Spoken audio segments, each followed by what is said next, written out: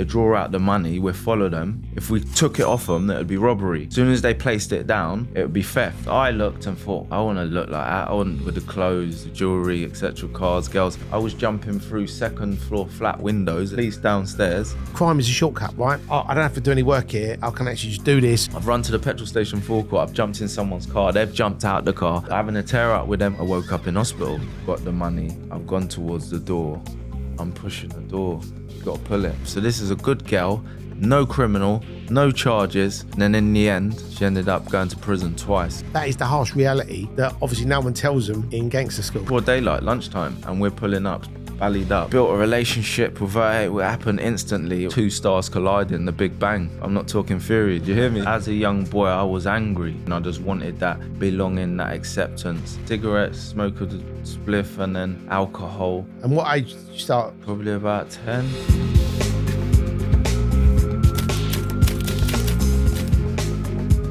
Welcome back to the Criminal Connection podcast, and this episode is proudly brought to you by Betovo. Welcome back to the Criminal Connection podcast. My name's Terry Stone, aka The Podfather. This week's special guest is Dwayne Nathan Jack. He was born into crime. He was a notorious armed robber, and he spent a lot of time behind the door. But he's turned his life around. He's now a mastermind mentor. Please put your hands together for Mr. Dwayne Nathan Jack. Was that a good intro? Yeah. Thank you ever so much. Yeah, of course it was. I'm the Michael Buffer of podcasts. Yeah, that's it. But no, thanks for coming on, Nathan. And yeah, I mean, I obviously sort of discovered your story a little while ago, and then obviously seeing you on Banged Up, I just thought we got to get this guy on to talk about his life. Yeah. So, you know, for our audience that don't know you, it'd be great just to literally give us a little bit of an insight into your life, you know, where you grew up.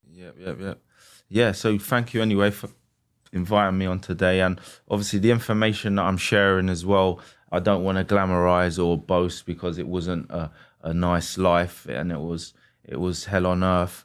And great, through the grace of God, obviously I'm here today and doing the things that I'm doing within society. So I'll put that disclaimer out there for any children hearing these stories, because you know sometimes when you're doing the stories you get right in it, but it was painful, and I wouldn't advise anyone to go down that road. So I grew up a single parent family.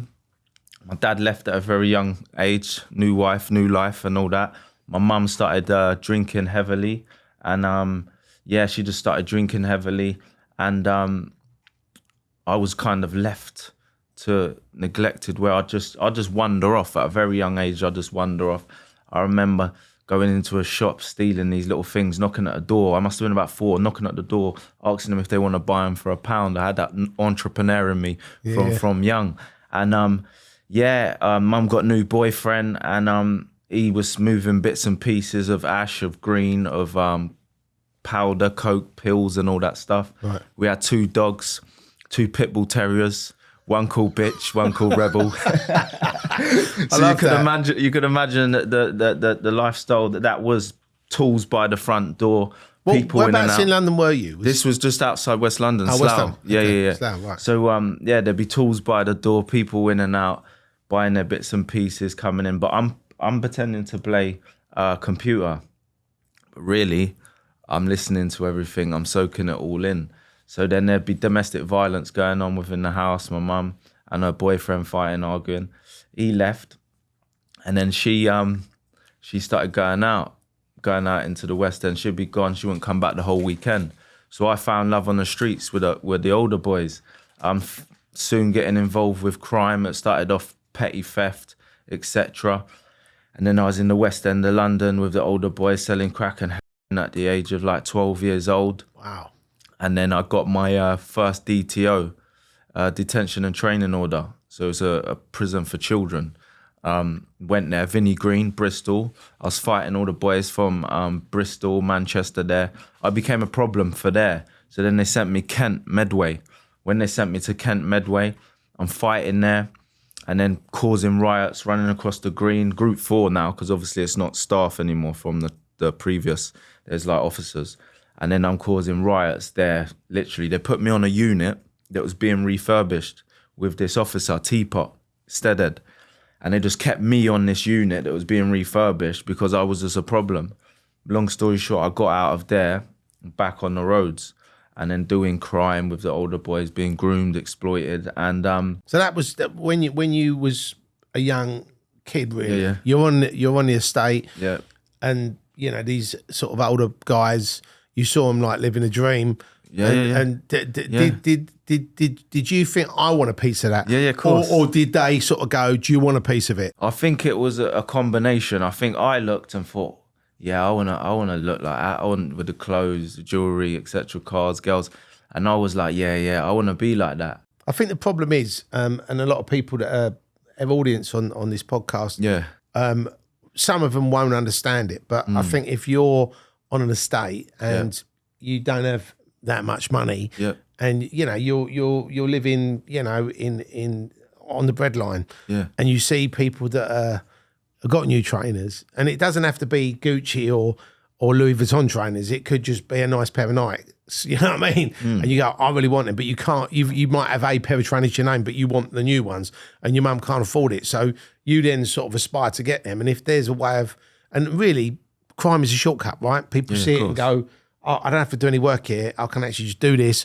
And I don't know that many people who go into crime as a vocation. They don't go, I want to be a master criminal. They just think, I'll pop in here, get my trainers, get a bit of money, and then I'll go into something else. Yeah, totally. 100%. But obviously it didn't go that way for you. I mean, with growing up with that sort of domestic violence, how did that make you feel how old was you then? Yeah, I must have probably been about 8, 9 years old. Even younger with my old man, it was the same sort of stuff. It was chaoticness, smashing, shouting, screaming, etc. So, yeah, I think as a young boy, I was angry. Yeah. I was really angry. I think I lived in my head that I was angry and I just wanted that belonging, that acceptance, and I'd just be out wandering on the streets at a very young age. So would you say that the people that you kind of met on the street and that you were working with and doing crimes with, they sort of become your extended family? Yeah, of course. They. So where I didn't have a dad around, you gravitate to that older. It's like a dad, a older brother. So I gravitated to these older boys, and then obviously they see where they could make a bit of money because I was game. If I was the first one in and the last one out, I put cars through shutters for snout. Do you understand? Like literally, I was game at a very young age. So I got used as a weapon a lot of the time, or that one to go in, or if there was a job there, that one there with the alarm on the thing, I was straight in there. So I got used. Now looking back, I got used because they would sit out in the motor, whatever, because they knew I was game. Because I wanted acceptance, belonging. Got it. So I'd do anything. I remember reading about these robberies, but what were they, just so people can understand how you carry them out? Yeah, so for instance, I remember being about 12, 13, 14 years old, and we'd be with the older boys. We were in an Audi RS6, and we'd pull up, and then there'd be me and my pal in the back, the younger ones, and then one would jump out with a sledgehammer, smash out the window, and we run in there. Or like state agencies. There was times as well where the elders would go in a bank, they watch the poster, because remember back then you draw out 10 grand or whatever it is. They draw out the money, we follow them, and then as we're following them around the high street, they're doing what they're doing. As soon as they get in their car, because we knew if we took it off them, that would be robbery. As soon as they placed it down, it would be theft. So we knew as soon as whether they were in the car, we open up the back door at the traffic lights, whatever, and be gone like a whippet. So yeah, we there was thefts, robberies, armed robberies, offices. So when you did when you say you did the windows, was that like jewelry shops or was? Or post offices. You smash out the window. But this would be in the middle of the day. Yeah, broad daylight, lunchtime. And there's council guys on their vans, and we're pulling up, ballied up. And then I remember, because I was like 13, I'm sliding on the back seats because obviously in the back, I'm just sliding in the back seats at a very young age. And what sort of money would you? I mean, if what was the most that you was the most successful one? Would you say? It wasn't that much. Maybe 20 grand. Right, okay. 25 grand or whatever it is. It wasn't What was that bashed big, up with? It wasn't big jobs. Was it like 3 or 4 of you? It was, so that, 3 or 4? yeah, but it could be two of us sometimes. But that's a lot of dough for Yeah. a 14-year-old. Yeah, of course. Yeah. You might not be doing the Brinks Yeah. map, but Yeah. 20 grand for, But then sometimes an hour. I'd get maced up. I remember because I'd be the one to snatch the bag, and then we're running off. He's pretending to be a hero chasing me, but he's not. He's with me, and there's an envelope in there, and he's like, "Let me go and get the taxi." And then he's took the envelope, gone to get the taxi because he's a lot older than me. So when he's pulled up and he's pulled out the envelope's only half full. Do you understand? But because I'm so young, I'm happy with what I've got anyway. Yeah. I'm struggling to handle a few grand at like 12 years old, 13 years old. So, but I didn't take drugs at the time. I'd buy clothes, I'd buy people things, food, etc., jewelry, but I didn't do drugs When you did at you the time. Right? Did you as a young kid, did you sort of tell your mum what you were doing, or did you keep it quiet? No, I kept it quiet. Sometimes I'll go and I say, "Oh, look, I found this." Mum. But I say, "Yeah, mum, can you look after that, mum? I say, "Can you look after that, mum? Look after that for me." And then I'll give her a nice word. I say, "I'll take that for yourself." I say, and then she just didn't ask no questions after because she knew when I was getting older, and obviously she was struggling, a single parent. So then she would just, yeah. So with your mum, when because obviously you was around that domestic violence. Yeah. Did your mum sort of get into crime as well, or was she already in crime when you was? Yeah, my mum was game. Like if I went in crying, since "Oh mate, you boys hit me," she'd go clap, going and back, and she was proper about it. And she used to do bud and cheese. So for those that don't know, bud and cheese was credit card fraud and checkbook and card. So all the fees will go out, they get the card and the books, I think £5 a page or £10 a page. And then my mum would go and work the book or buy the book off them, or the social books as well for people on social. So Because I remember, and again, for anybody watching or listening to this that goes, I don't know how it works. Yeah. In the old days, there was no chip and pin machines. No. It was literally, there was like this metal, it was like an object with a thing on, and you put a bit of paper in with a card, That's it. and you go like that, and they'd sign it, and that would be how they would do a credit card. And obviously, they probably wouldn't realise the card had been stolen, probably for a couple of weeks. So they probably had I don't know what the time was. There like a window they worked to, so they had the card for a week.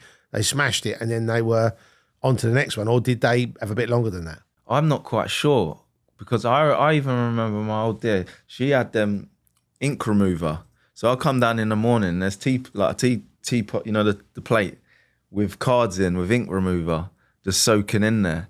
I think she used to take I don't know how she used to do it, but I don't know if there was a time limit. But she'd just have books, wouldn't she? Right, and then working them. So that's how she did the credit. So would she go out to people on the estate and say, "What do you want?" And then they give her like a shopping list, and then she go out and buy stuff, or did she buy stuff and then just sell it? No, she bought stuff for us.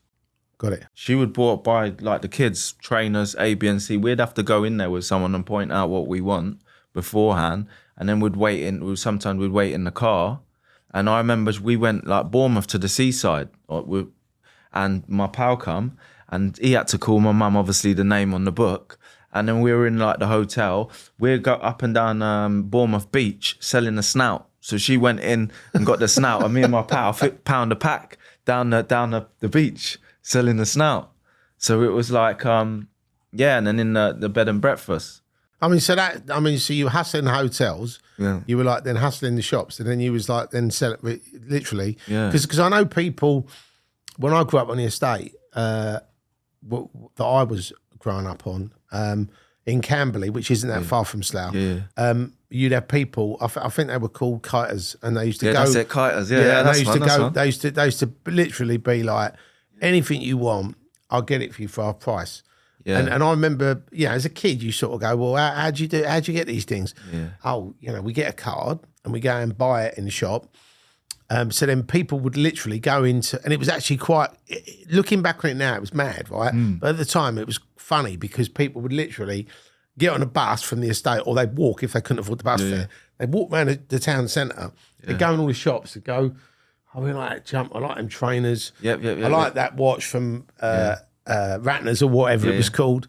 And they get like a little list, and then they go to the guy and go, "That's what I want." Yeah. And then the guy would go out, and then he'd come back with a bag. Go, there you go, mate, and then get the cash. So I know they did that. Yeah. I remember that happening. But your family or your mum, No, she did it probably for the did. family. It No, was she for prob- yeah, it was she- mainly for the family first. Yeah. And then it was like, then we can earn some money as well. Yeah, to put food on the table and stuff like that, and then she'd probably go out raving at the weekend with the rest. Probably come to my raves. Yeah. What club? What was it? Gary's Nation. Yeah. One Nation. Ask her. But I guarantee you she used to come to our events. No, I think it's what was it? Twice as nice. Them West End ones. I'm not sure of Right, the names. Yeah, Because how old's your mum? my mum's about 56 now, 57. See, I'm So 50. she might even be 60. Wow. I think she might be like 60. Wow. I'm not sure. Right, That's okay. bad, isn't it? Okay. Yeah. But yeah, no, but it's actually quite funny because when people said about their parents going raving, it always turned out they were The going rave to scene my as well, rave, isn't it? It's the rave scene. But going back to your mum, so she obviously was doing this credit card fraud, Yeah. but then, and I suppose to you as a kid, it was just normal. It's like, Yeah, it was normal. We're going shopping. Yeah, Right? people come round selling some Tom, and she say, "Dwayne, go run over to Rara's house and see if she wants to buy that." So I run over there. I remember one time I snapped the chain by accident, and I hid in the bush because I know I was going to get it when I got home. And if anyone is wondering what Tom is, it's tomfoolery jewellery. Yeah. Yeah, I mean, and the other thing that you mentioned was the was it like a social security book? Yeah. So the social book. So families would get these social books, and if you've got 3 kids, 4 kids, or whatever it is, then you get whatever, and then you got the milk tokens on it as well. So then the thieves would go out and get the books and come back and sell them to my old dear. So would people who had the books sell them and say that lost them or someone had stolen them? Or was there an actual place that they hit and there was like boxes of them? No, I think they may have got them through the post, but they may have obviously got them from other means and ways. But I think she'd go and work the book in the post office, get the dough and the thing, and then they'd obviously go off or whatever on that. And then did she just do it in one post office, or did she literally? Nah, you'd be driving around to different areas. So she'd have a stack of They'd books. know you. Yeah, a stack of books. Yeah, different books, different names. Yeah. Wow. So I suppose even though, you know, you were brought up kind of in poverty, through what your mum was doing, and obviously through what you was doing, you probably had I mean, you probably felt quite sort of wealthy growing up because you had what you wanted. You went to Bournemouth for the day. Not so much. It was still a struggle because it was just opportunist, wasn't it? It would come and it would go, and then even when I was making money, it'd come and go, just buying stuff and being stupid. There was no sense of money where you was using it constructively. It would just come and go in one ear and then out in the other, back at it. And then obviously the drugs come on later on, and then obviously things change from there as well. So had you been before the drugs come into the mix? Was you already had you already done anything in jail at that point, or drugs? Or before jail. the drug? But had you been to because you said you had that you went to that. No, I place got as a on the kid. drugs and all that before the jail. Right, okay. And that was probably the driving force that made me do so much bud as well. What was your first was it sort of smoking a joint? Yeah. Cigarettes, smoke of the spliff, and then alcohol. And that was, for a while. And what age did you start? Was that Probably about 10. Wow. 9, 10. Started Having early. a puff. Yeah. Right. And then, alcohol. And then 11, 12. And I think, and then it just rapidly went like that. Because I was, obviously, when I was 12, 13 years old, I was going around with like 23, 24-year-olds, 25-year-olds at 13 because they knew I'd jump through or I'd do whatever. Yeah. So when they were on the hard stuff, I think late 90s, when crack and come around, obviously there was coke and stuff like that. I remember the Londoner, there was the Jolly Londoner on the Britwell estate. Yeah. And there'd be loads And of... that's a happier start. I remember it well. Yeah. It was like. Yeah, that's it. And there was obviously the pub things were going on. I was in there at like 12, 13. I'm in there playing pool, drinking and doing whatever like I'm a geezer. Right. and you know, because lots of people who have been drug dealers that have been on the show have all said that they didn't really indulge, but that wasn't a rule that you and your people followed. You had a little bit, and it was. Nah, what it was me, I was a little bit different from even my people. Yeah, because even obviously my missus used to move and do her thing on a big scale, but I was a problem with myself with drugs, because because obviously the trauma, yeah, my childhood trauma, I was an angry boy. So as soon as I had a taste of drugs, that was it. It took away that. I felt like special. I felt powerful. And then that's what obviously took me away. Would you say the drugs really got hold of you or not? Yeah. Oh, right, okay. 100%. So, right, okay. So it got hold of you, and then became a problem. Did you sort of put that down to why you ended up in jail? Yeah, I would have probably ended up in jail, but I'd have probably been more sensible. I'd have probably made more money and had a bit more security and done thing a bit more, a bit more sensible. I'd have probably been up there on different scales. But where I think I was, so there was the drugs, I was making money, 12, 13, big money. And then these boys that I'm going out to do the thing are smoking spliffs and going to jungle raves, garage raves, smoking big 50-pound spliffs. So I'm seeing them do that, but I'm not doing it. I'm just watching. And we'd make money. Then next minute I'm seeing him go and putting his stuff on a thing and going, I'm thinking, and then it's getting paranoid. He's telling me, walk up there. No, walk away from me, because obviously I was the one that licked the move. Yeah. So then next minute, I'm walking up, I'm thinking, he's off his rocker. He's weird. But then later on, I'm making money. We've gone shopping. Harrods come back with all the bags like that. And they're doing this stuff. And I'm there like that, just probably smoking my cannabis. And I'm watching them, and he's going, yeah, I tried. And this the one that said, yeah, I try. Have a bit of that. Try that. Yeah. He weren't game. He never used to make money, but he knew I had dough on me. He knew I had my bag. He said, try that. And I tried it, and it obviously blew my head gasket. And then obviously from then, I was just out making money. Well, you think a 13-year-old kid, crack pipe, it blew my head off. So then it changed my whole life, because I just became a nutter. I mean, someone said to me about, you know, that particular drug, and they actually said that it really grabs hold of you. Yeah. And to the point where, you know, when you run out of it, you're on your hands and knees picking up things off the floor, you know, like fucking climbing the walls. And I weren't that bad. Right, okay, but people have said that you know, it's not as bad as... Not on the floor, but I'll go through the door, yeah, go through someone's door. I wouldn't be thinking, that's how it thing. There'd be people doing stuff like that, but I would just be...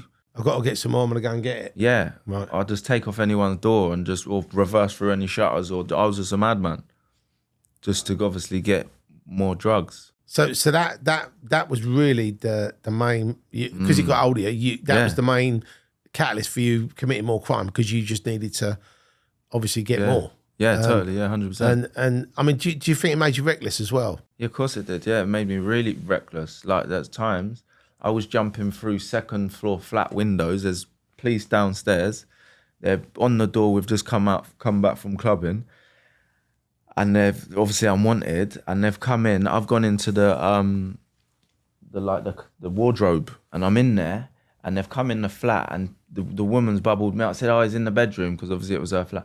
And I've jumped off the bed and jumped through the window. There's all police downstairs, and then I've got away. When they've nicked me weeks later, they says, "Oh, we've nicked Superman." I do not know how I managed a second floor flat. I've jumped through the window head first and landed at the bottom, got out, managed to get away. And when I drive past the house a few days later, even the hole in the window don't even look like a body could fit through it.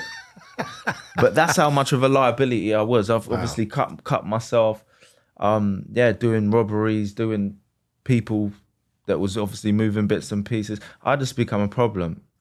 Yeah, just... So basically, nothing was off limits. It was like... No. And did you spend literally every penny you earned? No, not every penny. I weren't one... You wouldn't look at me and think, oh, he smokes crack. Because I still turned up and presented myself with clothes, A, B, and C, my face. I wasn't like that, what you see crack users now. And I don't think it was like that back then. Obviously now it's different. It was more when it came into the country, it wasn't to the extreme.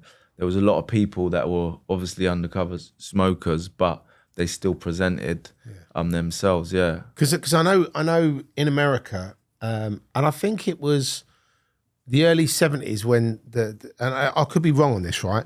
But I remember or it might have been the early 80s, but when I think in New York, and I think the backdrop was, I don't even know who came up with the idea of creating this thing, but I know it was something to do with the rap scene, because I remember watching a documentary and there was a thing saying that it was a crack epidemic in New York. And obviously once there is big news, then obviously there's a big crack epidemic in Los Angeles. There's a big crack epidemic in Florida.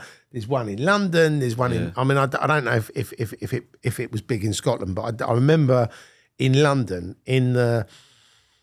I think it was the tail end of the 90s. Yeah. If you went into a rave or a club, you smelt it and you were like, "Fucking hell, what is that?" And then someone said, "That's crack," and you're like, "People are smoking crack in here." It's like, what is fucking wrong with these people? But the thing is, what was shocking for me, like, we didn't have it when we were putting our events on, because it was like there was zero tolerance. But when I went to other people's raves, and you'd think, well, this is a licensed premises, there's security here, and they're just allowing it to go on. And it was shocking.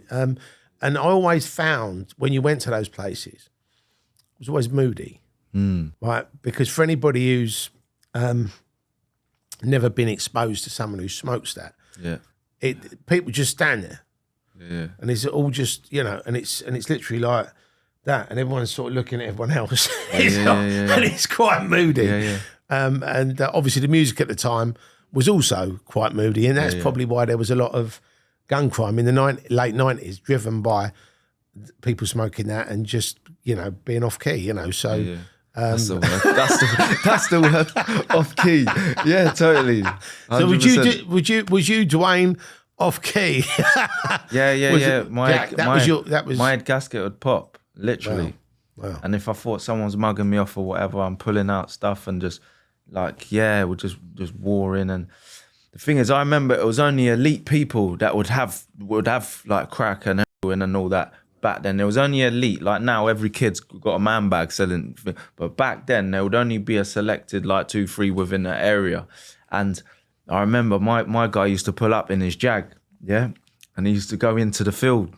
And I'm thinking, remember, I'm only young, I'm thinking he's putting something in there. He's putting something, and obviously we're standing on the estate, and he used to put up, and I thought, he's putting parcels in there. So I've gone up there, and I'm looking around now. And then there was like a branch going up, but there's bricks around it. He done it too big. There was bricks around it. I've lifted up the brick. I got his belly, didn't I? Yeah, of probably a few ounces. But this time here, I didn't know what it was. So I've took it to the older fella, and he's gone. He obviously knew what it is. He bumped me, give me a few £100. But then obviously he couldn't keep it to himself. Obviously I knew I had to keep it to myself. Yeah, he couldn't keep it to himself, could he? Then he's brought Matey Boy, and Matey Boy has a beer, and the next minute it got back to the fella. But I'm a kid, and he used to be friends with my mum's boyfriend and sit round and smoke spliffs and all that. So he didn't come for me. He obviously come for the fella that I took it to. Wow. So then he was working for a few years for nothing. Loose lips sink ships. Yeah. That's it. Yeah, 100%. Wow. He sunk his own ship. That guy must have been pissed when he went back to that field, and he was. Yeah, he must have been. What? Because it's a big field, and the bushes. It's a big set of bushes. So how I did find it, I do not know. When we talk about, because the other thing when we're talking about people being off key, obviously when people were taking ecstasy, or they were taking other, smoking weed or whatever, they're all a bit more happier and a bit more calm. But I think with that crack, like we said about the epidemic, there was a lot of people that were on edge, and they were, like hair trigger. You tread on my fucking foot, I want to shoot you. You know what I mean? It was really and people, and we. I know there's a lot of trouble in Manchester. There was a lot of trouble in Nottingham. There was a lot of trouble in London, where someone had trod on someone's foot, and then it's a massive overreaction because it's like, well, you've tried on my trainers, you massively disrupt me. It's like, mate, Yeah, come on.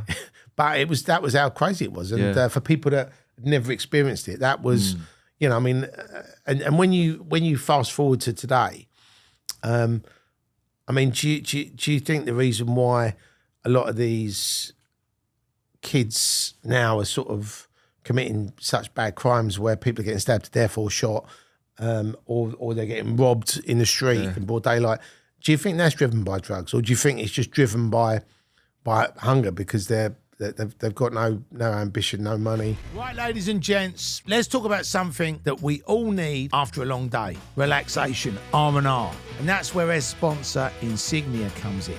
These guys are offering the full works. I'm talking indoor saunas, body dryers. They've got outdoor saunas. Turn your garden into a luxury retreat. They've also got steam showers and steam rooms. And I'm talking about spa-level steam therapy right in your own home. They've also got ice baths for the brave and the bold. And they've got loads more, from aromatherapy to chromotherapy and all the latest wellness tech. Bottom line, if you want luxury, recovery and total relaxation, you only need to know one name, and that's Insignia. The team have given the Criminal Connection podcast crew your very own special code. Head over to insigniashowers.com or click on the link below and use the code Terry200, where you can receive £200 off any sauna. The Podfather's on the Insignia wellness journey, so don't be a mug and join me too. Take care of your body, clear your mind, and make it Insignia. Yeah, that one is, because obviously that one's driven by trauma, yeah? Single parent families, they're being drilled in their head, your dad was this, or they don't even know their dad, so they're just angry towards older male figures. And then obviously deprived areas, what do? You just start smoking a bit of green, but it's not even green anymore, is it? And then you want to make money, so the older boys, you start moving bits and pieces, trapping, OT, whatever you want to call it. And then you're in that cycle, you lose that parcel. But then when they're smoking, we used to go out and make money. I used to make money on these moves. These boys are going out and doing drills and literally, they say in the music, the trap and the drill music, they're taking people out of the game just for obviously postcode or whatever it is. I mean, that's the other thing. I mean, I was talking to someone the other day about the postcode situation, and for people that don't know what we're talking about, basically, if you live in M15, you can't go to E15 without having a problem, and you have to kind of stay in your lane, right, or stay in your code. And I know people have actually said, young people that may look like they're street because they like the fashion, and they happen to wander, and it's like, where are you from? It's like, what do you mean, where am I from? Because they think they're in the life, and then they want to do something to them. And it's sort of crazy that people are actually that sensitive that they're willing to take a life just because you're in the wrong postcode. And that to me is, I don't understand it. I'd love to be able to solve it. Not for me, because obviously I'm not in the hood. I don't walk around different postcodes. And obviously I'm just an old man now, so I'm not relevant. But obviously for the youth, the UK sort of rap drill scene is massive now. All the kids want to emulate these people. They all love the music. They all love the clothes. But obviously, if they're in the wrong place at the wrong time, and that seems to be happening more and more now. Of course. But I don't know how the government could solve it, because it's a lot of work to do. Yeah, it is a lot of work. But I think what it is, it revolves within the home. There's children having children with no education, and that trauma is a driving force. And obviously, if I was living in this day and age, I would be out taking life as well, doing a 30, whatever it is. But obviously, I was in a different time. But it's the driving force of that trauma and deprived area, and then smoking that, and then collectively, where the gang culture, because you think years ago, people have a tear up, even if you got a tool or whatever, like even myself, scars all over and stuff like that. You have a tool, you're having it with someone. But now it's like a collective where people, like it's teams. It's like there's no backbone, individual backbone anymore. Like if we have a fight, it's me and you. But now it'll be me and my 8 mates jumping Yeah, you when you're on your own. There's a lot of insecurity now. You need people to thing, and I think it's sad because I've been there and I've sat with them come in doing a 25 or 30 when I've obviously in Feltham, obviously come to that later, but I've sat with hundreds of lifers, young people that have got 20s, 25, 19, 20 coming back from the Old Bailey, and I've sat there and I've seen them broken little kids, but it's too late now. It's too late. Do you think they actually do have a little bit of regret or not? Because one of my friends who does a lot of stuff in the prison systems, he actually said that some of them actually have done 3 or 4 people, and they walk around the jail like, I've killed 3 or 4 people. Oh no, great. Yeah. When I come out of jail in 20 years or 30 years, I'm still going to have that kudos, that rep or whatever. Or do you think it depends on? But he said that a lot of them were like that, and he was sitting them down going, "It's nothing cool about what you've done. It's fucking stupid. You've ruined your life, and when you come out, no one's going to know who you are." And that is the harsh reality. Of course, that obviously no one tells them in gangster school. Yeah, but the thing is, what it is, there's 2 ways it can go, and there's a small minority where they come to their senses, and then they find themselves, then they start doing the work of why, how, get to their true self, and then you've got the other side where they carry on with the ego, the false self, the identified, I dropped them bodies A, B, and C. So then it's a coping strategy, because now you've done what you've done, you're listening to your music, you're rapping about it, A, B, and C. So I remember even when I used to do Bird, just to give me a bit of strength and a bit of thingy, I'd just slap on my rap music, do some press ups, I'll do this thing. So it's the same, it's a coping strategy. So that's their only way to survive. And then collectively, I think the jails now, there's multiple gang members within there, and it's a way to just survive. But behind the door, they're being penetrated. When you got to take it off, behind the door, I believe that they're being penetrated, that their soul is hurting, and it is thingy. But then when they come out the cell door, they're putting on the ego image as well. Yeah. But life will crack it in the end. That's why I'm sitting here, because life cracked mine, slapped me up, beat me up. But the thing is, as I said earlier, I grew up in a state, and it was very easy to go left or right. You could be good or bad. There was an opportunity to do both, and the bad way seemed to be the majority of people were going down that route. Yeah. And something always made me want to get off the estate and do something good. And I think one of the main reasons why I wanted you to come on the podcast, Dwayne, was because I wanted to hear your story, and I wanted to share it with everybody, because even if you do have a bad start in life, and even if you do go through a life of crime and you do get into drugs and you do all these things, when you actually come out the other side, you can keep going back, of course, or you can go, actually, do you know what? I don't like this. I've made a mistake. Let me go this way, and then turn your life around and then become a success. Because people that commit crime, most of them have an entrepreneurial spirit, but they don't know how to apply it. So if they were actually told, look, guys, you don't need to do this because you will go to jail. If you do this, you can still earn the same money, because whether you're selling weed or you're selling products in a shop or on the internet, you can still make money. And I think the problem is that the youth aren't educated and be inspired. Look, you might be on an estate, you might think your life's shit, and you might think that you've got no hope. But if you actually decide, I'm not buying into that bullshit narrative, and I'm actually going to work, and I'm going to apply myself to this, and I'm not going to give up, and I'm going to do what I'm applying myself to, I'm going to apply it here. Then you'll be surprised at what you can achieve. I mean, I bummed all my qualifications. I didn't know I was going to put events on.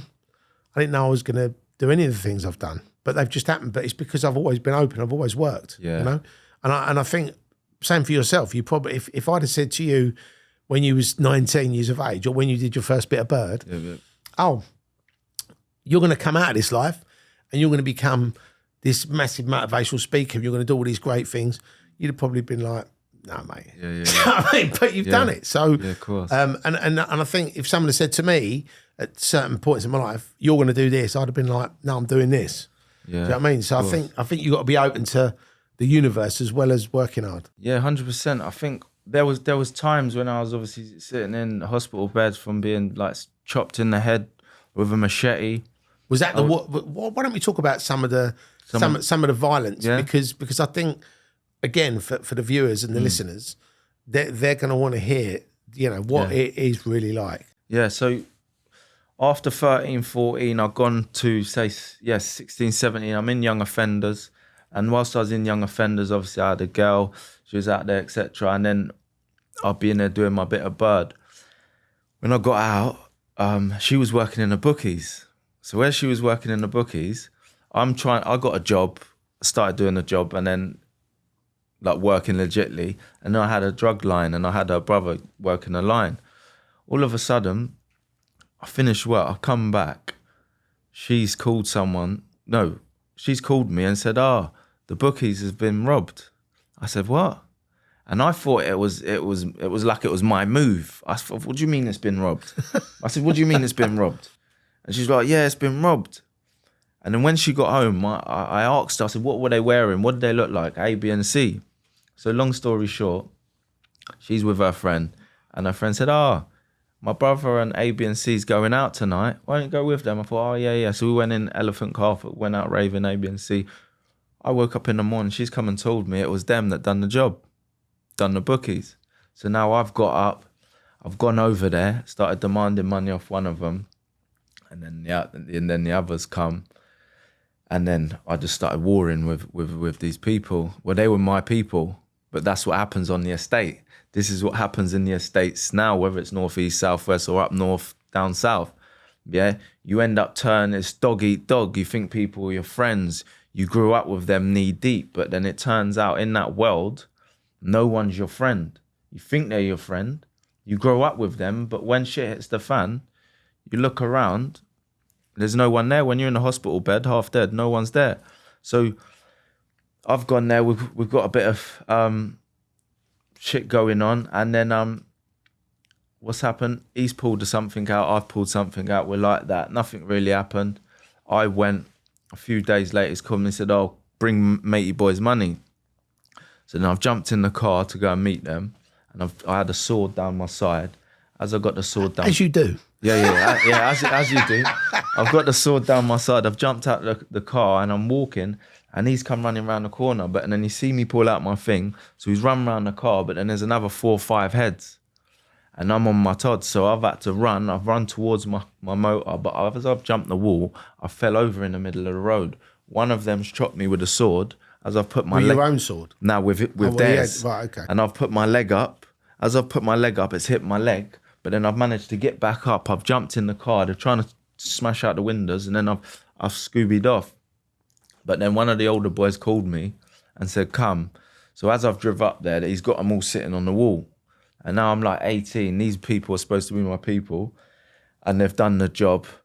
My ex at the time was obviously Betrayal, so I was hurting. I was like that. And my leg was all pouring out. I didn't go hospital. I just tied a sock around it. I was just a bit of a nutter. Just taking more drugs. And then I think a few weeks later, I drove past their little turf. They used to operate from the pub. And I pulled the taxi outside, and I've gone in there. I got a drink, and I'm in there. And then they're there, and I started playing pool with one of them. They're looking out the window thinking, what's going on? Because I was game like that. I walk in there on mine, so they're looking out the window thinking, what's going on? So I'm playing pool like that, and then just smiling. And then I've gone out and then left, yeah? And then after that, I was at another like snooker place. And then as I'm at the snooker place, someone said, them lot are coming. So when they said them lot's coming, I've gone to the toilet. I've gone to the toilet, put my hand in my pocket. Someone must have just slipped a butterfly knife in my pocket. So I thought, what's that? What? And then anyway, I've gone out. I'm playing pool with one of them. There's 5 of them walked in, and there was 2 of them that I had done the bookies. So I'm playing pool. I know it's going to go off. And I'm playing pool for an edge or whatever it was. And matey boys moved the ball. when I weren't looking. So he's trying to mug me off. He came in with them. So he's trying to, I'm obviously started to speak to someone. He's moved the ball, he's mugging me off. So then I've ended up took him outside. I split his face. But then as I split his face, I'm going in, I'm thinking I'm going to just do this now, kill two birds with one stone. So I flick the thing out. He's gone in crying what's happened to him. And then matey boy's there. So then as I've come walking up, I've opened his face. And then he's running around the car park. I'm chasing him around the car park. And then long story short, we left from there. And then he's gone and lit up my mum's house. Right. He lit up my mum's house. And when you say lit up, you mean shot up? Nah, like literally lit it up. I was right, Yeah, burn it down? Yeah, burn it down. Yeah, the front door and that. So then he's on the phone to me. And then obviously I've then gone and got a shotty. I've put it in the bush. And then I remember one night I've got power because obviously I'm smoking crack.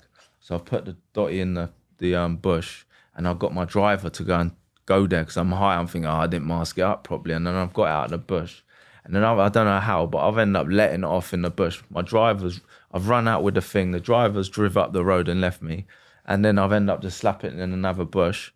And then what happened, I'm driving, looking for these boys, and then they're in their motor, they're skidding off, etc. And then one time I'm driving, and then my driver's there, and I'm ducking, I'm just down in the back of the car. But as I'm looking up a little bit, and this car gone past me, and it's them, and they've clocked me. So now we're on a high-speed chase. These guys in the car, I've got this driver, but it's not even a proper driver. You don't even know the area. I'm going left, right, and I need to get in the driver's seat. But before I got into the driver's seat, we hit the roundabout, and we've crashed on the middle of the roundabout, Farnham Road roundabout. So I've jumped out now, and I've given it legs. I've got to the garage there. I don't know what it is now, BP, whatever it is, Mexico. Did you have the shotgun on you? No, I didn't. right, I didn't okay, have it. okay. That's what I'm saying. At the time, I didn't have it, so I didn't have it on me. Right. So then I've got out and given it legs. I've got no tools. They're 5 man up in the car. I've run to the petrol station forecourt. I've jumped in someone's car. They've jumped out the car. Then I'm having a tear up with them on the forecourt. That was it. I woke up in hospital. I can't remember nothing else.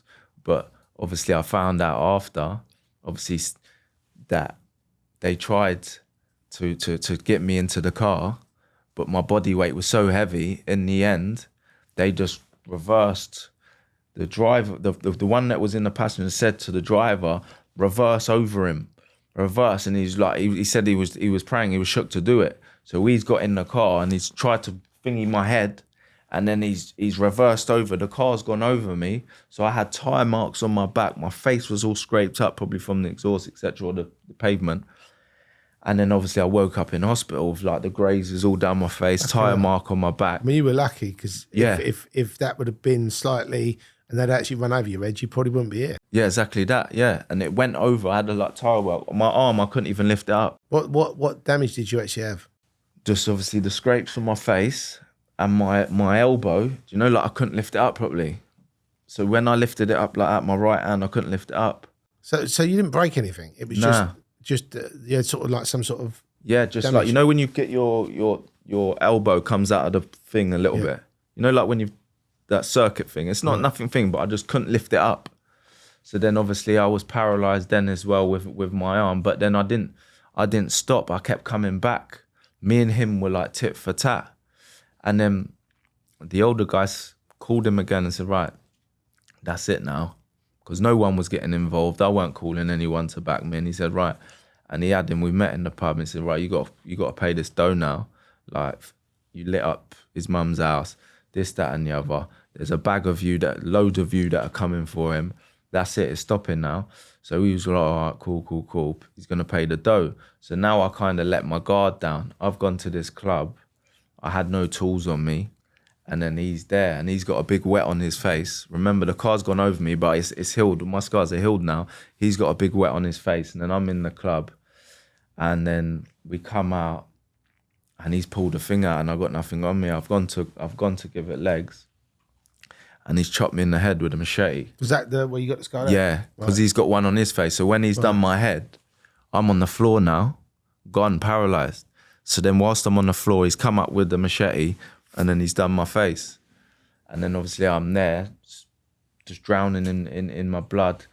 They've lifted me up, got me into the car, got me to the hospital, and then I just couldn't feel my body. I couldn't feel none of my body from the neck down. I couldn't feel. It was just all numb. I couldn't feel nothing. The armed police were there, and like obviously I was screaming like that because I was in pain as well.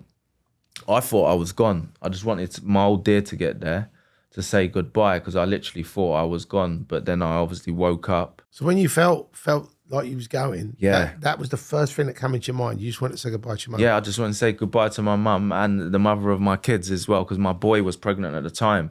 The girl that called them to the job and all this stuff has happened. Do you understand? Yeah. And I just wanted obviously to say goodbye, but through the grace of God again, I come through. I'm in the hospital and they're telling him he's not gonna. We think that he's gonna.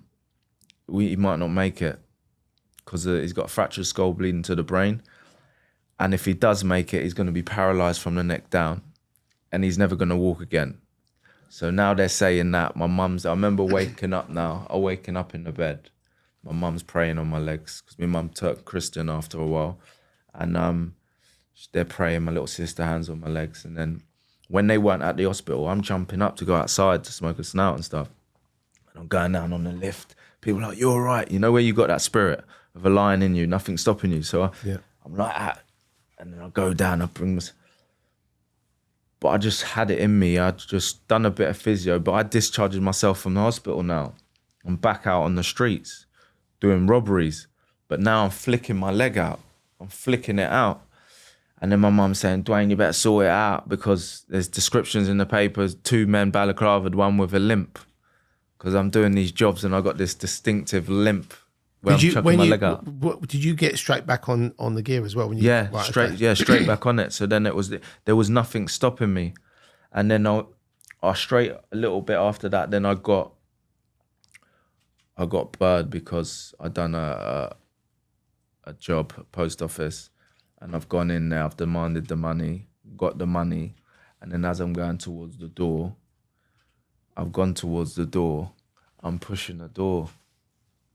You got to pull it. Right. Got me. And he was literally like, Yeah, I'm pushing the door. I've run to the thing and I'm pushing the door, but matey's come back out the back now, and then I'm fighting with matey boy. He's ripped my belly off, and then I've managed to smash the panel out, even though I didn't need to smash the panel. I just need to open the door. Smash the panel, I'll go out, but he's got my trainer. So we got my trainer with my DNA and the balaclava. Oh. And then that's when I got a bird for that. It wasn't armed. I managed to thing it, so it was just robbery. And what was your sentence on that? I got 4 because I was like 18. Okay. So that was the first proper bit of bird. Yeah, that was my first proper bit of bird, yeah. And one thing I wanted to ask you, which when you were talking about swords, right? Obviously, the weapon of choice now are either those zombie knives or the machetes now. Yeah. But when you say sword, was it literally just like is it like an old sword, or was it? No. They were big things like today. If this was back then, they would have done me. They would have done me. Right. If this was the time back then, they would have done me. Right, okay. I wouldn't be here. Okay. Because the times have changed and people's mindset and the points and all this crazy stuff has changed. My days were 50 Cent when he just blew. Many men wish death upon me. That he just blew. Yeah. So we were getting hyped from that from his album there. Got it. Get Rich, Die Trying. So that was the album. 2003 was when it was chaos for me. Right. Yeah. Wow. And when you pulled the swords out, was there any sort of, did you ever say anything, or was it just you pull it out and use it? Yeah, I put it out and use it, but there's another 5 mans with ballets with things. No, but I didn't know because you know where I'm from, if we'd have pulled a sword out, we'd have gone on guard. Yeah. But then there's 5 of them, so I had to give it legs. Right. Do you understand? Because there was 5 of them with swords. So I thought it was just one. So literally that he was there, but he's run round it, and then there's another 4 or 5 heads run from round the corner. But that literally back then, yeah, in 2003. Obviously now it's machetes and zombie knives, but back then. Yeah. Everyone was carrying swords around. Yeah. Wow. or knives or whatever. I think at the time, because it was an event, we knew we were having it. Someone said to me this the other day, and I thought this was really dark, right?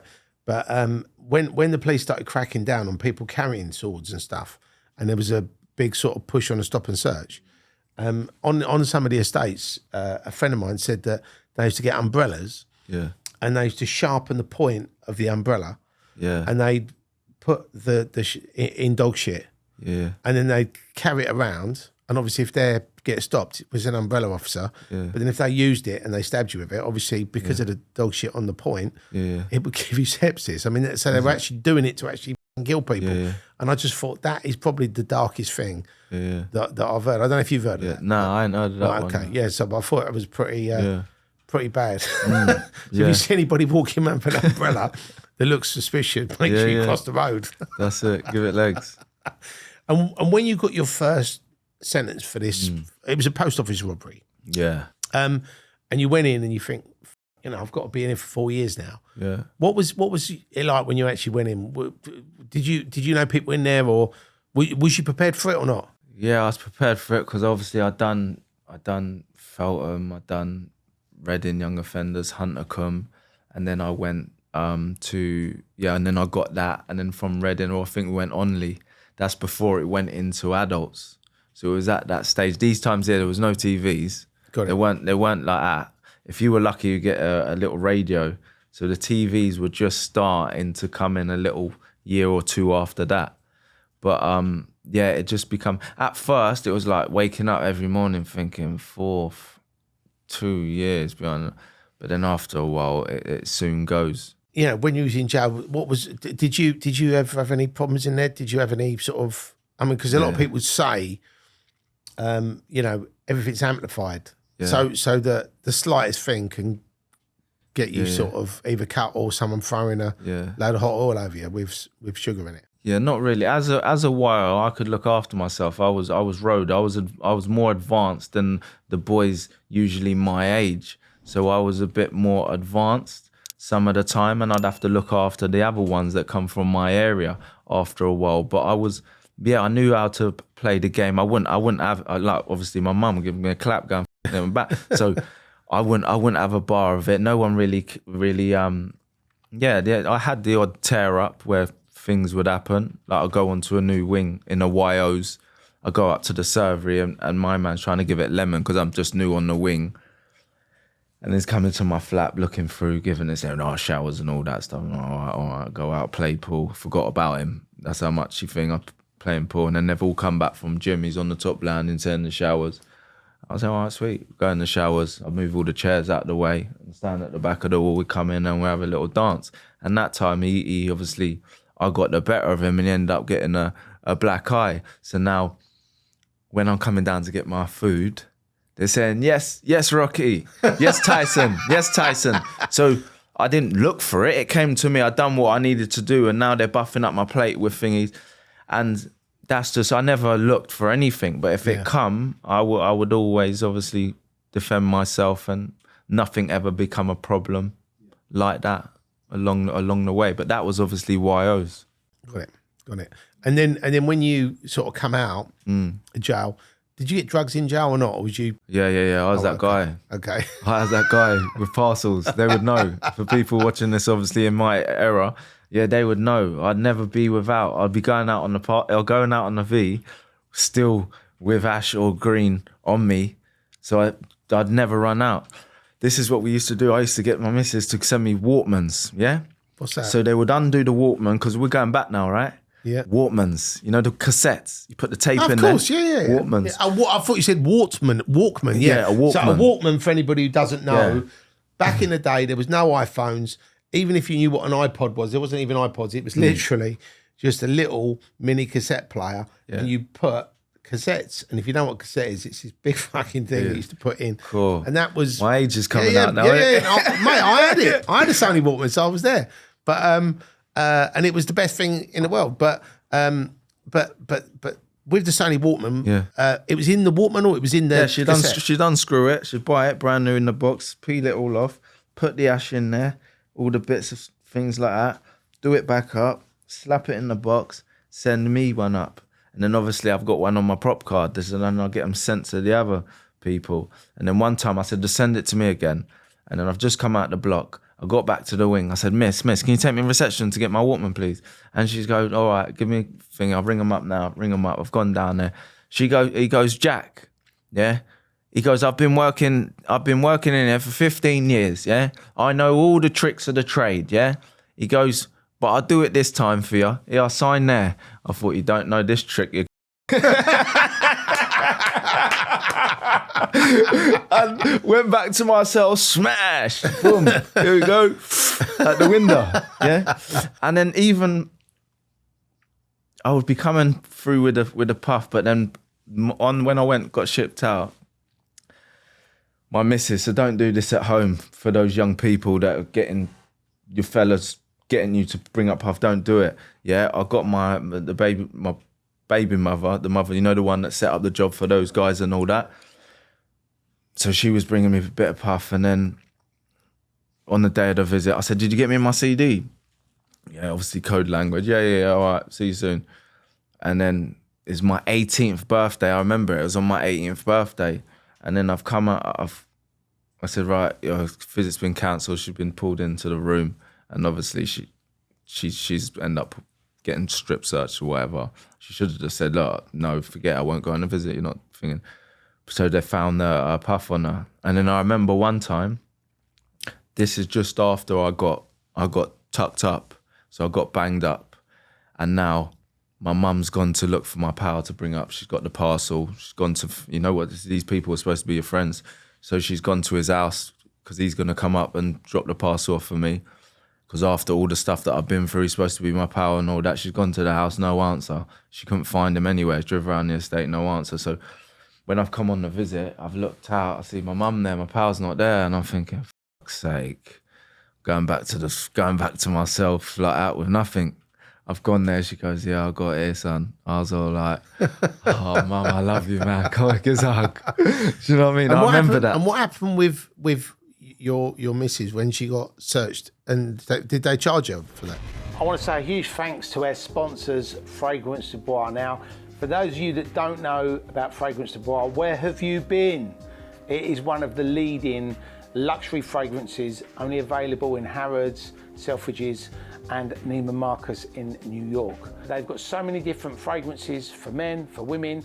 All of the fragrances are unisex, so make sure you get involved and sample the delights of Fragrance du Bois. For all the Criminal Connection podcast crew, we've got a special discount for you. 10% off. All you need to do when you click on the link below and choose your luxury fragrance is to put in CCPOD10 for the 10% discount. Yeah, she ended up right. She was a good girl. And this is what I say to any good girls out there. Don't go looking for a bad boy, especially ones that's in and out of jail and at it, because this is what happened. She done the job, the A, B, and C. She got 9 months. Now, she comes from a home with mum and dad, no criminal, nothing, wrapped up in cotton wool. She got 9 months for that. Then she got out or whatever it was. And then later on, obviously with that puff thing with me, she ended up getting and going and doing another month. So this is a good girl, no criminal, no charges. You wouldn't even think or hear, so quiet. And then in the end, she ended up going to prison twice. That's a good cautionary tale. Do you know what I mean? Because people. But that was a bit of karma as well for what she'd done going behind my back and all that. Yeah. So you weren't that upset about it. What about? No, I weren't. Yeah, have a taste of that. God, he's good. Yeah, all the time. And then obviously when you come out from that 4-year stint, did you still have the ongoing issue with that fella who done that to your face, or had that all been sort of forgotten? I see him in jail, and I kind of come into myself and started finding myself, and it kind of weared out because we grew up together. He had to be around my house, so it kind of wore out because he knew I was game, he was game, and we just called it a day. But later on down the line, I was in Shepherd's Bush and I was doing a testimony yeah, in there of obviously how I changed my life. God obviously changed my life. I started obviously doing my stuff. And then after, a little little woman come up to me and said, Dwayne, can you pray for my son?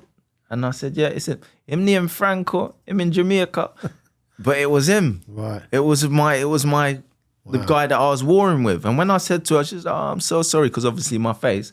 But I went to her house, we jumped on the phone, we had conversations. And since then, I've even sent him money, obviously forgive him. I put myself in these environments and doing all this thing. We thought we were gangster, we were sleeping, young, vulnerable. And yeah, I forgave him. We even jumped on a podcast. I still got to release it where we're speaking with each other. He got deported because he'd done someone else in. Wow. And that person obviously got him nicked and he got convicted and then he went jail for someone else. And when he finished his sentence, he ended up getting sent to Jamaica where he was born, but he grew up over here. He never had no family over there. So his mum had to fly out, I think he said, and settle him down. And he's still over there now. Wow. But yeah, so that was the turnout with him. And then the others, I grew up with them. I kind of forgive them and just let it go as well. Cause do you know what's interesting? And lots of people, to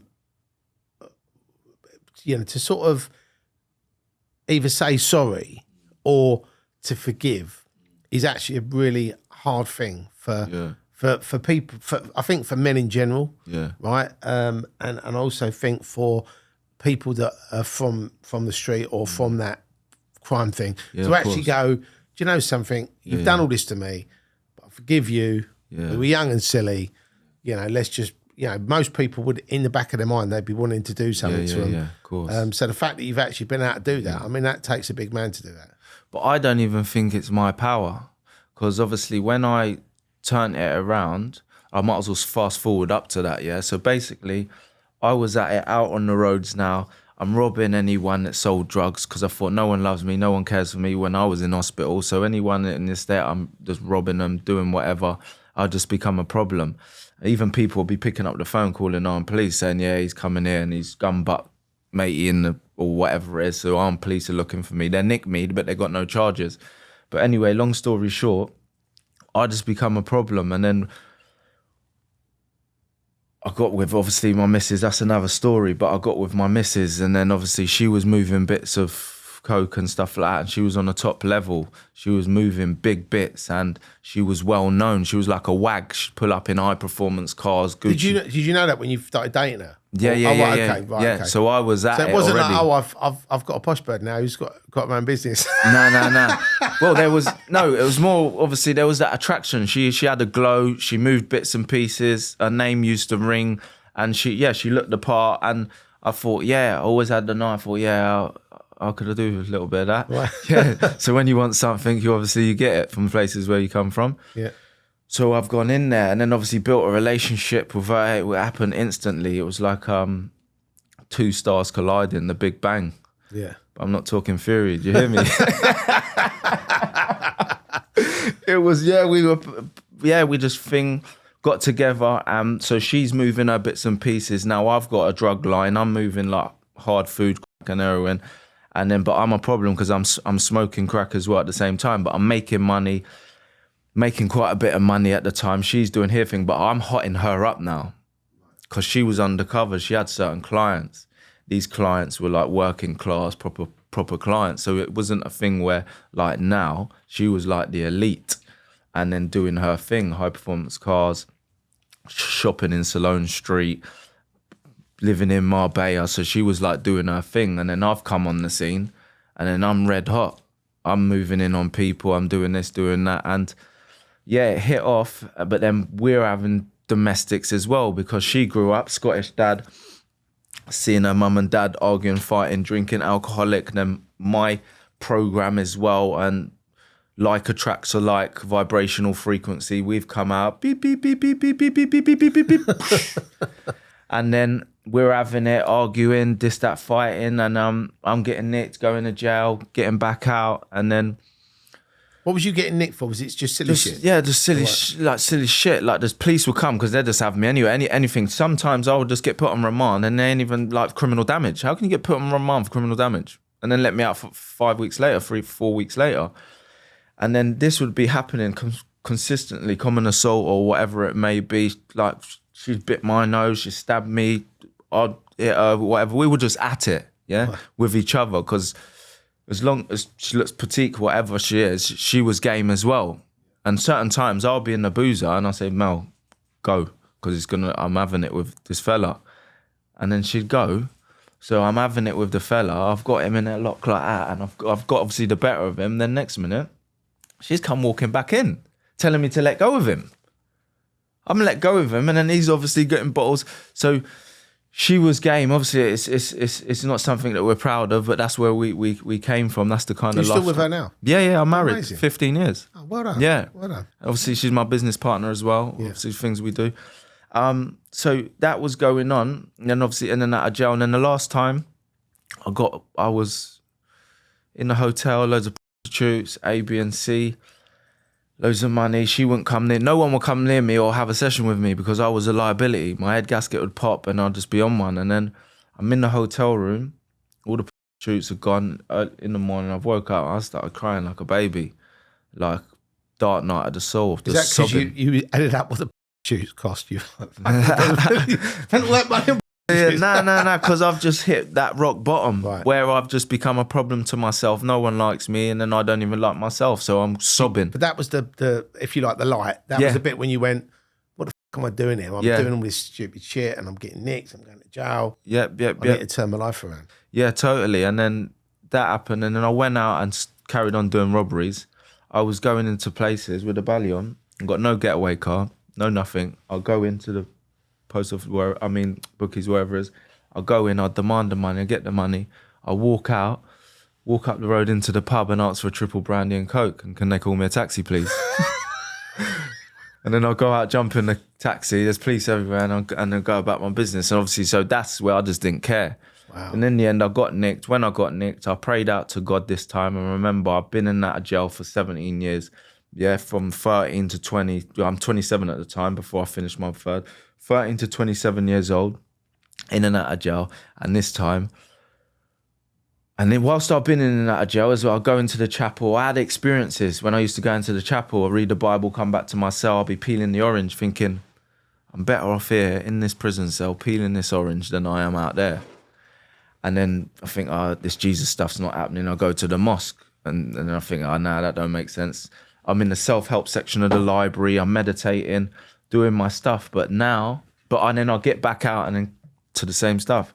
But this time, 2012, I'm in my prison cell once again. And I prayed out to God. And when I prayed out to God, I must have went to sleep that night and I surrendered. You know when the wrestler's got him in the lock. As soon as you tap, he lets go. I tapped out. Life let go of me. And life even lifted me up. I went to sleep that night and I was vibrating from head to toe. The only feeling I can explain, because I've took Ease, I've took Mandy, but I'm in the cell sober, was ecstasy going throughout my whole body and pure light. Later on that day, I woke up, I think it was the evening time again now, and I was probably watching Hollyoaks EastEnders because there weren't Love Island back then. Yeah. And then I thought, what's this nonsense that I'm watching? I unplugged the TV and I put it by the door. In the morning, I'll give it to the officers. I said I didn't want it. So now I'm meditating. As I'm meditating, they do the road check, 6:45. I'm in there meditating. I'm the happiest guy in the jail. But now I'm changing my ways. If people are coming around me talking shit about this move and that, this, that, and the other around next, I say, bruv, come away from me, mate. I'm walking with my water. I'm meditating. Stop playing poker. Stop double bubble the burn. And then bit by bit, I started changing my ways. And that still small voice said to me, create a program for you before the trauma, before the drugs, all that crazy stuff. So I listened to the still small voice. I got a book and I wrote down like communication or whatever it was. I left it there. Probation come up. I said, what are you going to do when you get out? I said, I'm going to get a job. They said, what if you don't get one? I said, I'll create one. I got out of jail. I went to approved premises. I had to sign on because I was high risk mapper. I had to sign on every 3 hours. So every time I go out to go look for work, I'd have to come back. But then I saw Orion, the recruitment. I rung them up. I got a job. So then I was doing some labouring. And then at my labouring, I'll go do my meditation over lunch. and then do my prayers. And then I met Dave. Dave met me with Neil. He was doing a roof down in Marlow, Mel B's old place. And then I was doing the roof there now. But then the guy that owned the place ended up hiring me. And then I became like his butler, banker, yeah? I became his butler for like 2 years. And then he'd have me picking, the days, the things you go, you pick, like daisy things. Yeah. He even like said, right, pick them. You have to be a yes man before you become a boss man. At the time, I didn't think, because I'm 29 years old, I'd been like, oh, you're mugging me off, bruv, because I make money lifetime. Yeah. But I didn't. I said, yes, boss. So I'd do his gardening. He took me off the labouring, and then I went on to gardening, but I became his butler. When he said that, I just said, all right, the sun was shining. I was free. I'm on £10 an hour, minimum wage. But it just went over my head. Later on in life, I realised that it weren't Jason telling me to do that. It was life. Life was humbling me for what was ahead. So I still had that program there, but I'm working for him. I'm being obviously the butler, doing this, doing that. My missus ended up working with him as well, because she was working in Weybridge with her friend. She had a life insurance company. But I'm saying, you're doing whatever on the M25. I said, it don't make sense. I said, so she looked on Indeed, yeah, for like nanny, housekeeper at A, B and C in Buckinghamshire. And then she goes, because she heard me talk about my boss, Jason, and she said, there's a job here in Marlow. Do you think it's him? I said, well, put him for it. A couple of weeks later, nothing come back. I goes, let me ask him. I said, Jason, you got a Gumtree account? He said, yeah. Have you got an ad in there? Nanny, A, B and C. He goes, yeah. He goes, oh, so let's come in. Imagine that, Googling. Anyway, me and her ended up looking after, working there. We'd look after his big house while they go away to Italy, wherever it is. And they trusted us. And that was where I become a human being. Going to work, paying my taxes, A, B and C. But then I had this program there. I ended up getting a senior position in a children's zone whilst I was still on prison license. Yeah, I'm there. The kids are in bed. I'm the only staff member there. Then I thought, I got to get into the secure unit. So then I've gone to the secure unit. I was in Vinnie Green doing a workshop. As we're driving out, me and my missus, because she tells her story as well, there was a road. I said, look. There was a road. It said Feltham. Anyway, long story short, I got into Feltham Young Offenders, a youth worker. But I never went in there to do youth work. I went in there to do military work with all the boys from North, South, East, West London that's been through the same stuff that I've been through. So we're playing games for this company, Kinetic. I'm playing games with them. But then I started doing my interventions with them. But I'd done enough networking within the jail. I said, enough's enough now, playing games. And Lucy from Education said to me, Dwayne, don't hand your notice in. I goes, Lucy, I live by faith, not by sight, being sure of what I hope for and certain of what I do not see yet. I handed my notice in. 3 days later, I see Glenn Knight, the number one governor in the gym, because whilst the prisoners are banged up, the govs and that go to the gym. So I see him. I've gone in there like an eagle. I goes, Glenn, A, B and C. He's heard my name ringing around the jail. He said, come in and do a presentation. Driv there.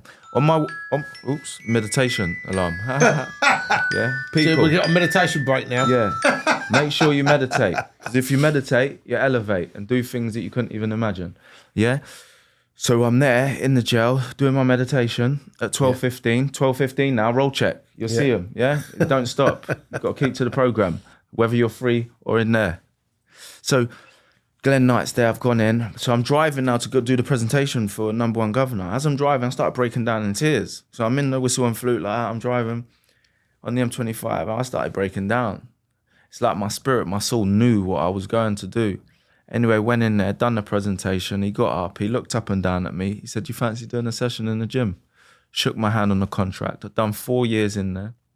I built a team, built a curriculum. And the reason why I built a curriculum is because I needed to put this, how I got to where I was. There's like steps. Yeah, how to do it, to break the cycle.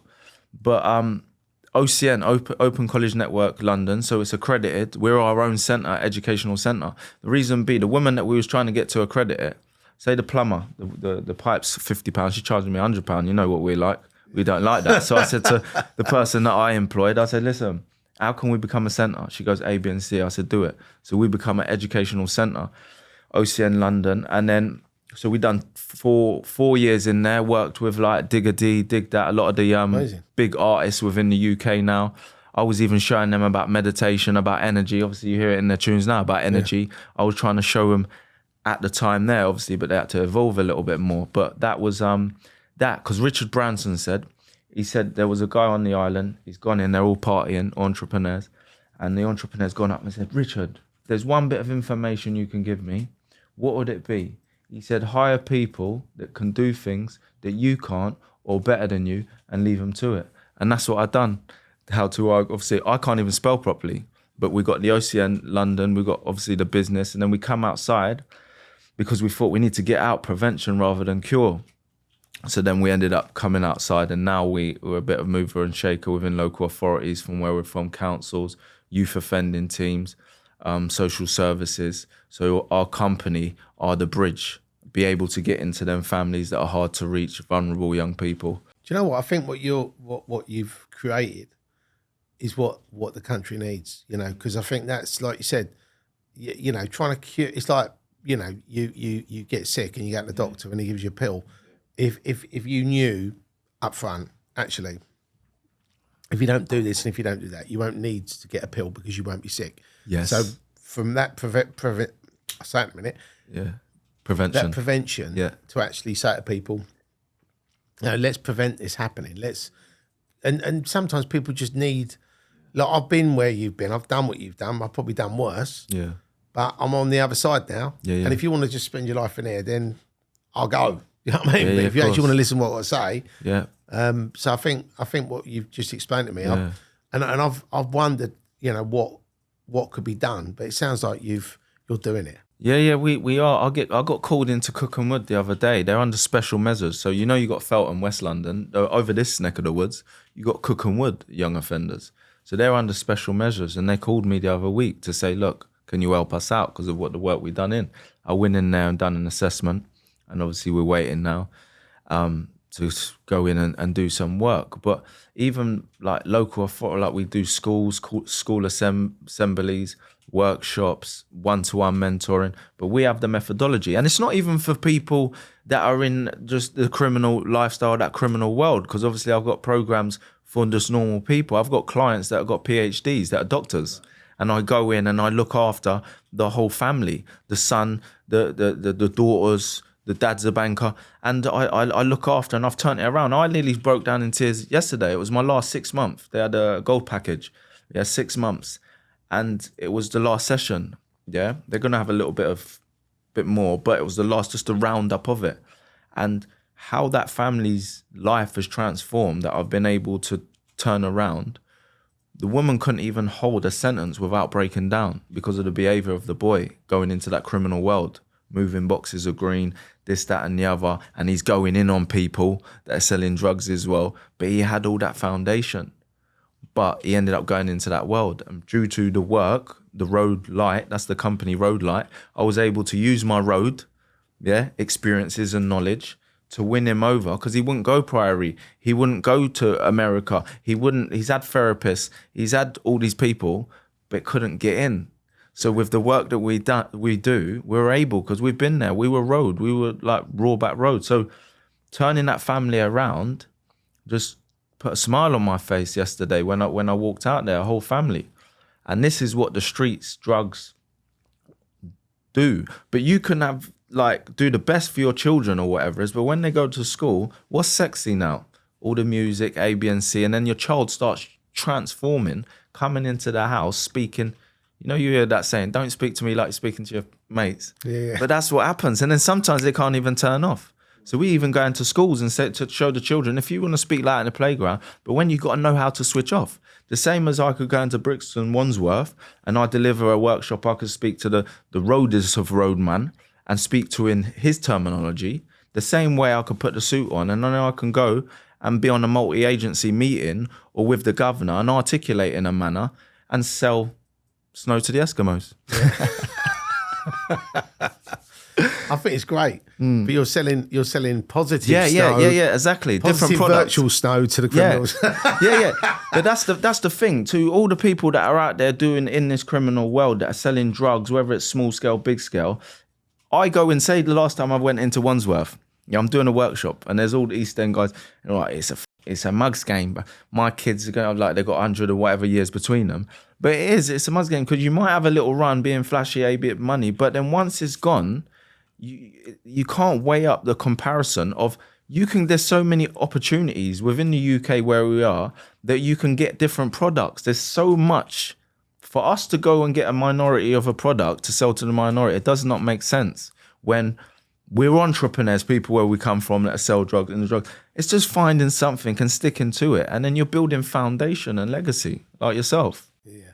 I think it's great. I mean, the journey you've been on, the stories, and like coming out the other end and then being able to then give something back that's positive and make money from it is genius. So I think I'm actually intrigued to look into more of this organisation because I take it you're just pushing it out throughout the UK.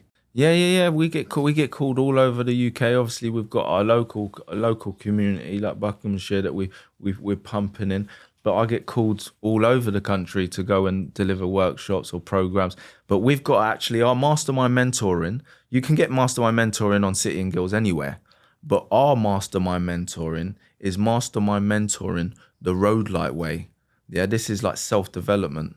I am the road to enlightenment. So anyone can go through it and it will break down the science of your brain waves, meditation, and everything to do with the magnetic field that we are. Like I meditate before I go into a meeting. I will be there before I go into the governor's meeting. The day before, I'm creating the meeting and even guessing what carpet, what chair. We are powerful, infinite powerful beings, the creators of our reality. How did I get into Feltham? Yeah, I sat outside the jail. I sat there in my car and I closed my eyes and I imagined someone showing me around. I remember the heat coming through the bars and it was a sunny summer day showing me around. And I stayed there for about 20 minutes. I created that feeling because the feeling is the vibrational frequency and the vibrational frequency goes out into the universal ocean. The universal ocean will provide you with the circumstances, situation and events. So you've got to be conscious. What does being conscious mean? Being aware. You've got to be aware of what's going on in there because what's in there creates what's out here. So I sat outside the prison. I drove home, pretending I'm driving home. It's all pretending now. Imagination. And then when I got home, every night I went to sleep, I created a feeling as if. Every day before I got up to go about my business, I created a feeling as if. Midday, you hear the alarm there? Create the feeling as if. And obviously I created that, but I'm obviously now creating what's ahead for the future. But every single one of you are powerful beings and you just got to look at the lifestyle. Now, what goes inside of me, yeah, I've got to be conscious of because it affects my vibration. Who I'm around. Absolutely. I call it PPE, people, places and environments.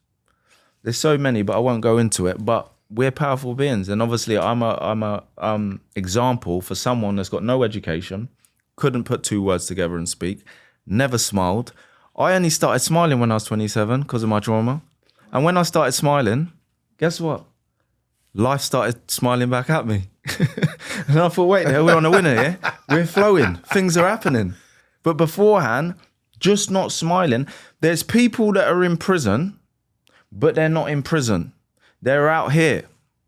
Because prison isn't a location, bars or windows. Prison is a state of mind. And once you can break out of the prison of your mind, you're free. And that's what obviously I do to help people. Amazing. Break free from the prison within. And what are your plans for the future? I mean, obviously you're building this great network. Yep. Is there something that you aspire to do or be, or or are you just literally on that road and you're just going to just expand it? Yeah. I'm just on that road. Obviously, we've got the community interest company. We've got the UK companies. There's the training company that pushes the stuff that I'm talking about, and then the community interest company, local community. But I personally, obviously, Dwayne Nathan Jack, are going to obviously be the brand, mastermind mentor, motivational speaker and leading educator, but travel the world with my methodology and my framework, whether it's corporate, whatever it is, and be a motivational speaker and then deliver this theory, this concept, because it changes lives. It's science and spirituality in one. And if anybody that's watching or listening to this podcast wants to get in touch, how can they get in touch with you? Dwayne Nathan Jack, Google, or www.dwaynnathanjack.com or Road Light. Yeah, Instagram. There you go. So you can get hold of Dwayne. Yeah, and he can help you out. Yeah, that's it. No. I will take you from being natural to supernatural. I love that. Because this is what we do. We're supernatural beings, but we haven't been taught it in school. We've been taught the stuff that they want us to take in, to obviously work for them, rather than becoming supernatural beings to complement to the rest of the world with the gifts and the abilities that we all have. Every single one of us. There's no one that hasn't got it. And that's what I do. I help people discover the treasure within. Because where do we get the oil from? The gold from? The diamonds, everything that's worth value, even ourselves, comes from the earth. Every resource that we need is all inside us, but we're searching outside of us in all the wrong places. Do you know what's interesting? Because, I've always been a very spiritual person, and I've always been on the same road as you're describing. And I know people who've had spiritual awakenings like what you've had. And people always go, what a bollocks, and it's all fucking mumbo jumbo or whatever. Yeah. But I've actually seen it, and I know it's real. And so hearing you speak, of course, definitely resonate with me. And I think people have to open up their minds to life, and I don't think a lot of people, it's like, they don't want to believe. Yeah. They want to, if anything, they want to sort of just, be where they are. They don't want to better themselves. They don't want to expand. They don't want to grow, So they may have to come back a few times. Yeah. Do you understand? Listen, it won't be just one session, will it? Yeah. But the thing is, what it is, you go like that, but then when it's just like you go with life until something's up, and then you go to the doctors. But then you go about life until you become depressed or down or A, B, and C. Then you realize that you have to obviously go to get help somewhere, and they will give you certain prescriptions. And then once you take that prescription, you think, wow, I ain't even been living. I thought I was living all this time, because I've got pals that I try to help, because you leave people behind, didn't you? So then I thought, so every couple of years I'll go and see my pal. I'll go and visit him. I say, you ready yet, mate? Here's life, here's death. Right. He choose death every time. Right. And then the final time, I got a letter through. Poor me. I ain't even got this canteen. My mum's dead, all that. And I thought, well, maybe this is the time. So I go up to the visit. He's come out. What do you want? Yeah, Ribena and this, that. And I got the food. I've gone to sit down. He come out with something really ridiculous. I got up to walk off. I've gone to walk off. He's gone, D, where are you going? I said, I'm off, mate. I said, I ain't got time for this. I said, I'm a businessman now, mate. I said, I've done an hour on the motorway, hour and a half, and in the visit, that's like half a day. Yeah? He's gone, what do you mean? I go, bruv, I can't be I've gone to walk off. He's gone, D, 1 minute, bruv. I've gone, sat down. I goes, what's up? He goes, what do I need to do? I goes, A, B, and C. Yeah? Can't have no drugs in your system. Boom, boom, boom, boom, boom. He goes, all right. I said, set a date. Me, you, and the power. He's gone, set the date. He listened to me, bit by bit. He got his DCAT. He didn't think he'd ever get DCAT because he's escaped from DCAT before. Limited beliefs. I said, don't worry, you're getting DCAT. Got his DCAT, got out, A, B, and C, driving. He's never been back 4 or 5 years later because he followed the recipe. If you follow it, there's no cheat sheet, because the only person you're cheating is the man or the woman in the mirror. And what you got to understand is, you've got the law of the land, with police A, B, and C, but you've got the law of the universal ocean. And if you break them laws, you might think, you've got away with that, but you haven't, because there's a law of compensation and there's a law. That's why, even if I walk out there now and I was to find whatever, I'll go and hand it in. Why? Because we're being tested every minute of the day. And for you to initiate, you've got to pass them tests, or it's snakes and ladders. Right. And the thing is, what you got to understand is, snakes and ladders, you go like that. But then what happens when you go like that? You go down, you got to start again. But when you go up, where comes great power, comes great responsibility. So if you can't be trusted with little, you won't be trusted with a lot. That is true. And that's how I managed to get where I am and get like, imagine having access to national offender management. Yeah, there's me. Yeah, all them years of criminal convictions. Now I'm in the prison and I can go on and put Charles Bronson and see how much he spent on his canteen, when his next visit is, and put anyone in the UK. Yeah. How do you do that? It's by tapping into who you truly really are. Amazing. Yeah. Well, Dwayne, thank you so much for coming on. Yeah. I definitely think this has been probably the most enlightening podcast that we've done. Thank you. So I appreciate you sharing your story with us. Yeah, and hopefully there'll be some stuff that we can do together as well. Yeah, definitely, 100%. Yeah, separately. But yeah. Dwayne, thank you so much for coming on. Thank you. Good to meet you, mate. Thank you for your time. Likewise. Thank you so much. Thanks for tuning into the Criminal Connection podcast. Dwayne Nathan Jack, what an enlightening guest. What a legend. Make sure you check out his website and make sure if you need his services, you get in touch, because he can potentially change your life if you're willing to put the work in. So make sure you tune in next week for another exciting guest, and we'll see you on the other side.